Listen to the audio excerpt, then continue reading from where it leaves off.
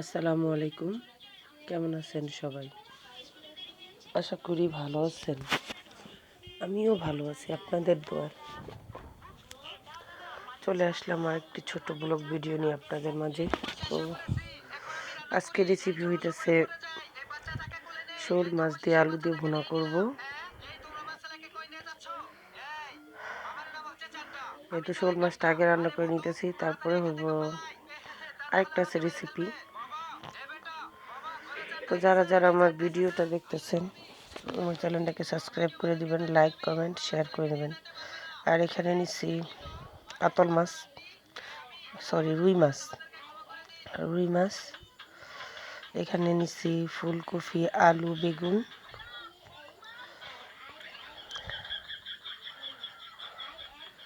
আর এখানে নিচ্ছি পেঁয়াজ, মরিচ, ধনেপাতা। এখন রুই মাছটাকে মরিচ মাখায় নিব। তো এই যে ভাজতেছি মাছটা, আগে ভাজা নিব। তো যারা যারা আমার ভিডিওটা দেখতেছেন আমার ভিডিওটা দেখবেন, ফুল ভিডিওটা দেখবেন। আর আমার চ্যানেলটাকে সাবস্ক্রাইব করে দেবেন, লাইক কমেন্ট শেয়ার করে নেবেন। আর আমার পাশে থাকবেন সবাই মিলে। আসলে মাছটা একটু মচমচে করে ভেজে নিলাম। এখন পেঁয়াজ মরিচ কষাইতেছি। এখন ফুলকপি, আলু, বেগুন এগুলো দিয়ে দিব মশলার মধ্যে। এই তো দিয়ে দিলাম। সব নেড়েচেড়ে মিক্স করব। যাদের কাছে আমার রেসিপি ভালো লাগলো সবাই আমার চ্যানেলটাকে সাবস্ক্রাইব করে দিবেন, লাইক কমেন্ট ও শেয়ার করে নেবেন।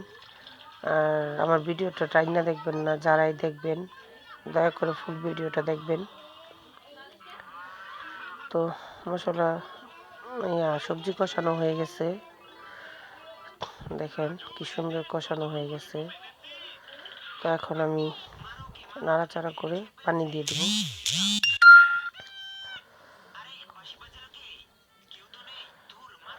এই তো পানি দিয়ে দিলাম।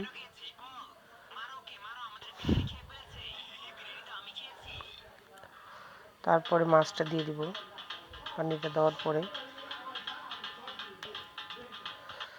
আসলে শীতকালে সব কিছু দিয়ে মাছ রান্না করলে আমার কাছে অনেক ভালো লাগে।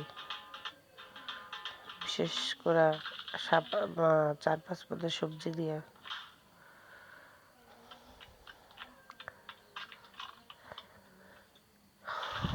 আমার রান্নাটা প্রায় হয়ে আসছে।